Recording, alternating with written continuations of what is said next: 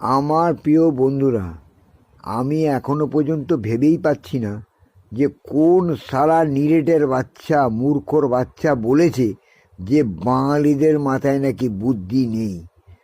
আমি যদি তাকে একা পেতাম তাহলে একটা সত্যিকারের গল্প শুনিয়ে দিয়ে তারপর তার বিচিটা কেটে নিয়ে একটা ঝোল একটা ঝাল করে খেয়ে নিতাম এবং তখন তাকে বলতাম, দেখ সালা, বাঙালির বুদ্ধি আছে কিনা। গল্পটা কি জানো? সত্য ঘটনা বলছি, শোনো। বোম্বেতে একটা সিনেমা হল আছে। সেই সিনেমা হলটার নাম হচ্ছে টেকো শো হাউস। ওই হলের বৈশিষ্ট্য হলো, যাদের যাদের টাক মাথা, অর্থাৎ একটাও চুল যার মাথায় নেই, সেই টেকোরাই একমাত্র বিনা পয়সায় সেই হলের সিনেমা দেখতে পারবে।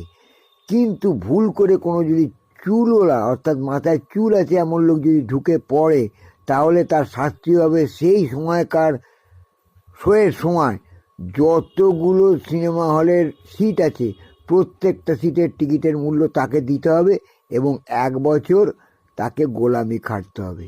এত ভীষণ শাস্তি ওই সিনেমা হলের কর্তৃপক্ষ নির্ধারণ করে রেখেছে। বুঝেছো?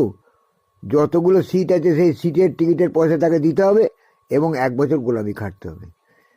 যাই হোক, সেই হিপি লোকটা ভাবছে, সালা আমার তো বিনা পয়সার সিনেমা দেখা উচিত, আমি সালা বুদ্ধি কাটিয়ে ঠিক দেখবো বলে সে করেছে কি, শার্ট করে ঢুকে গেছে। ঢুকে গিয়ে বসে পড়েছে। এইবার সিনেমা আরম্ভ হয়েছে। হল অন্ধকার হয়ে গেছে। সিনেমা আরম্ভ হওয়ার পরেই অন্ধকার হলের মধ্যে হঠাৎ দেখে দরজা বন্ধ হয়ে গেল, মেন গেট বন্ধ হয়ে গেল। সবার মাথা হাত দিয়ে চেক করা হচ্ছে। 4টে লোক সন্ডা মার্কা এসে হাজির হয়ে গেছে। চেক করতে করতে বলছে, না না, সব টেকো মাথা সব ঠিক আছে, আপনারা দেখুন দেখুন, মজা করে সিনেমা দেখুন। এইবার ওই হিপি মাথাওয়ালা লোকটার কাছে যখন আসছে, তখন হিপি মাথাওয়ালাটা বললে, এবার যদি আমি ধরা পড়ে যাই তাহলে হয়তো আমার বাপের নাম খগেন হয়ে যাবে, খুব কেলাবে, আর প্রচুর টাকা লোকসান যাবে, 1 বছর গোলামিও খাটতে হবে। সে তখন করলো কি, ভাট করে তার নিজের প্যান্টটা খুলে উবুড় হয়ে পোঁতটা উপর দিয়ে করে মাথাটা নিচু করে সিটের উপর বসে রইল। লোকটা এসে এসে আস্তে আস্তে এসে তার পোঁদে হাত বুড়েছে, বলে, আরে শালা, এই লোকটা দেখো, টাক মাথাতেও সিঁথে কেটেছে। তার মানে কি, পোঁদে তো একটা খাঁজ আছে, অথচ পোঁতটা প্লেন।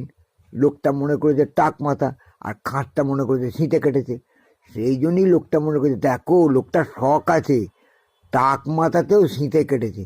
যাক যাক, ভালো করে সিনেমা দেখুন, ভালো করে সিনেমা দেখুন, আপনি সত্যিই পারবেন, আপনি গুরুদেব লোক। এই বলার পর লোকটা চলে গেল। লোকটা সিনেমাও দেখলো এবং বাইরে এসে সেই চ্যালেঞ্জটা পূরণ করে তাকে বললো, দেখ আমিও পেরেছি।